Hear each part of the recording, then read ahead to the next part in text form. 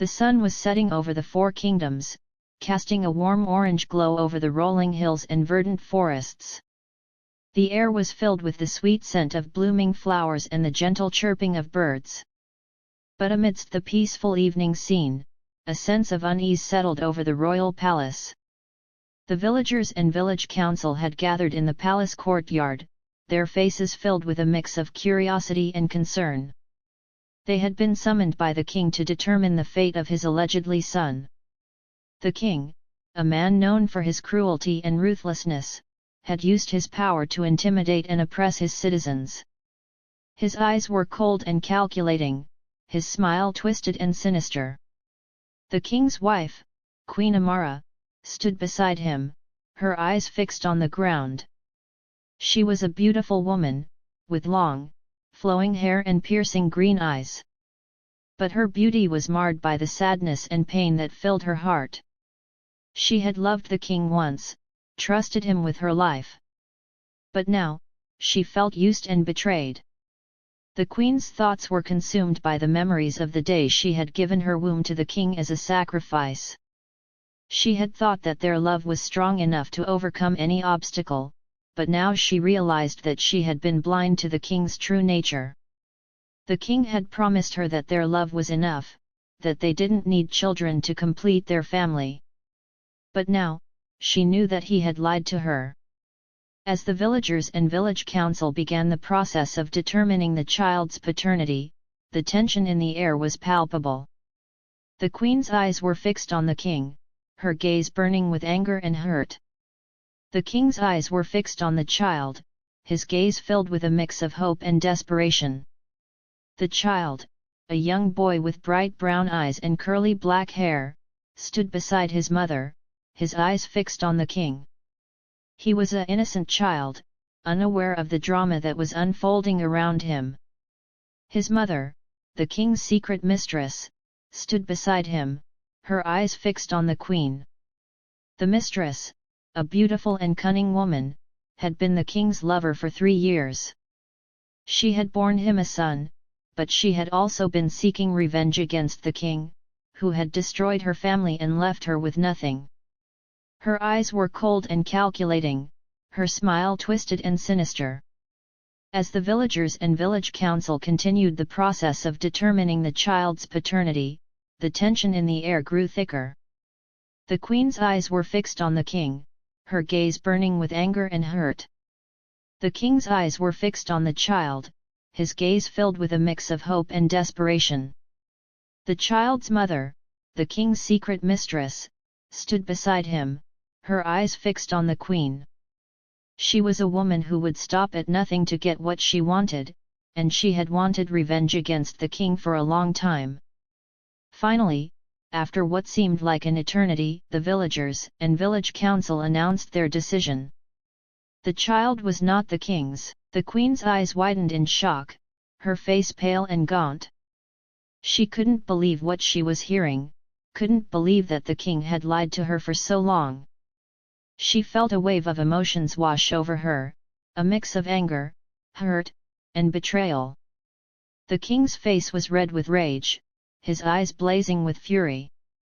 He couldn't believe what he was hearing, couldn't believe that he had been deceived for so long. He took a step forward, his hand reaching for the child's mother. "You lied to me!" he thundered, his voice echoing across the courtyard. "You told me that the child was mine." The child's mother smiled, her eyes flashing with triumph. "I did what I had to do," she said, her voice cold and calculating. "I did what I had to do to survive." The king's face was twisted with rage, his eyes blazing with fury. He took another step forward, his hand reaching for the child's mother. But it was too late. The king's heart had given out, his body collapsing to the ground. He was dead, his reign of terror finally over. The villagers and village council cheered, their voices echoing across the courtyard. They were finally free from the king's tyranny, finally free to live their lives without fear. The queen's eyes were fixed on the king's body, her gaze burning with anger and hurt. She had loved him once, trusted him with her life. But now, she felt used and betrayed. She took a deep breath, feeling a sense of closure wash over her. She was finally free from the king's cruelty, finally free to live her life without fear.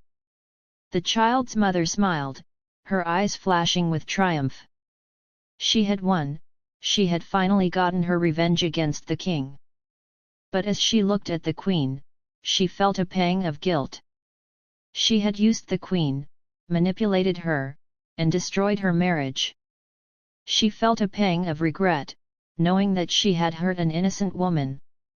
The queen's eyes met hers, and for a moment, they just stared at each other. The queen's eyes were filled with tears, but also with a sense of understanding. She knew that the child's mother had been driven by a desire for revenge, and she couldn't blame her for that. The child, who had been watching the scene unfold, took a step forward. He looked up at the queen, and then at his mother. He seemed confused, unsure of what was happening. The queen took a step forward, and knelt down beside the child. She looked up at the child's mother, and nodded. "You're free now," she said. "You and your son. You can start a new life, away from the palace and the king's cruelty." The child's mother nodded, tears streaming down her face. She knew that she had been given a second chance, and she was determined to make the most of it. The villagers and village council cheered, their voices echoing across the courtyard. They were finally free from the king's tyranny, and they were determined to make the most of their newfound freedom. The queen stood up, and looked around at the crowd. She smiled, feeling a sense of hope and renewal. She knew that there would be difficult times ahead, but she was determined to face them head-on. "I promise you," she said, her voice ringing out across the courtyard. "I promise you that we will rebuild our kingdom, and make it a better place for all of us. We will work together, and we will make sure that everyone has a voice and a chance to thrive." The crowd cheered again, their voices echoing across the courtyard. The queen smiled, feeling a sense of pride and purpose. She knew that she had a long and difficult road ahead of her, but she was determined to make a difference. And so, the kingdom began to rebuild. The queen worked tirelessly to make sure that everyone had a voice and a chance to thrive. The child's mother and her son started a new life, away from the palace and the king's cruelty. The kingdom was forever changed, but it was also forever hopeful. The queen's promise had been a beacon of light in a dark time, and it had given the people the courage to keep going. And as for the king, he was remembered as a cautionary tale. A reminder of the dangers of power and corruption, and the importance of compassion and kindness. The end.